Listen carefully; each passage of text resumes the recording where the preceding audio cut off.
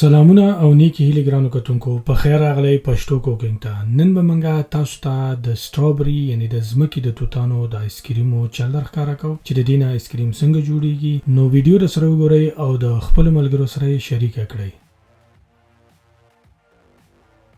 د ټولو نه مخکې به تاسو د شیشې یو لوښی په فریزر کې ایښودئ او ښه به مو یخ کړئ لکه واوره. دغه یخ د شیشې لوښي کې به اوس موږ نیم لیټر ټینګ پی یعنې ویپډ کریم ور واچوو او په یو مشین باندې به یې دومره ووهو چې د دې نه کریم جوړ شي.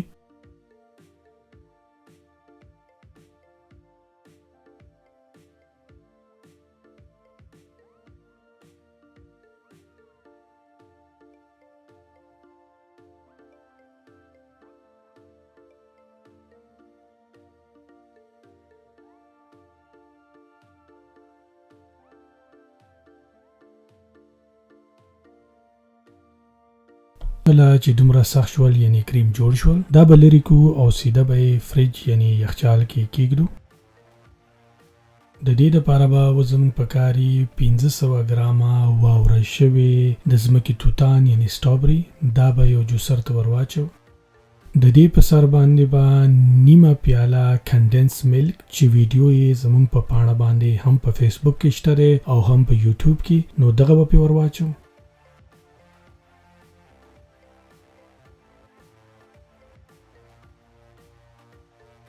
اوس پې منګه د خوراک ګلابي رنګ ور اچوو. دا ضروري نه ده چې تاسو پې ور واچوئ، خو که بیا هم کم خلک غواړي چې د آیسکریم رنګ نور هم ګلابي شي نو هغه پې د خوراک دا ګلابي رنګ ور اچولی شي.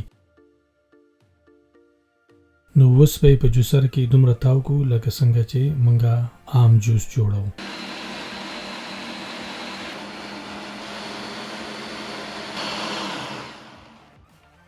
اوس به اول نیم په دغه کریمو کې ور واچو او ښه به یې د یو بل سره ګډوډ کړو. دا چې کله ګډوډ شول نو نیم به پې بیا دا کم پاتې شوي چې دي دا به پې بیا وروسته ور واچو او دا به هم ښه میکس کړو، د یو بل سره به یې ګډوډ کړو.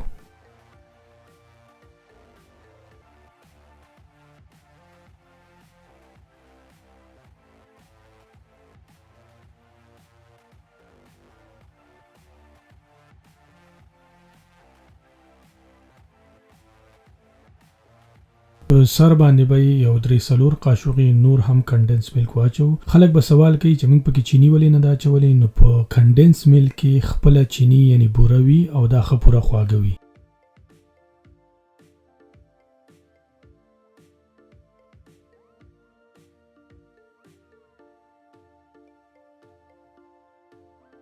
اوس په کم لوښي کې چې موږ آیس جوړوو نو په هغې کې به یې ور واچوو.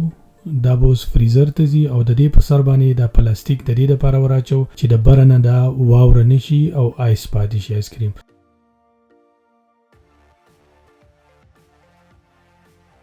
نو سر به پې بند کړو او د 8 غنټو دپاره به یې په فریزر کې کیږدو چې دا آیسکریم تیار شي. نو دا دی اوس 8 غنټې بعد زموږ آیسکریم تیار شو. نو دغه ویډیو کو تاسو کتلی وي او ستاسو خوښه شوي وي نو د خپلو ملګرو سره یې شریکه کړئ او زموږ د چینل لایک کول درنه هیر نشي. د دې سره اوس تاسو نه اجازت غواړو. د الله په امان.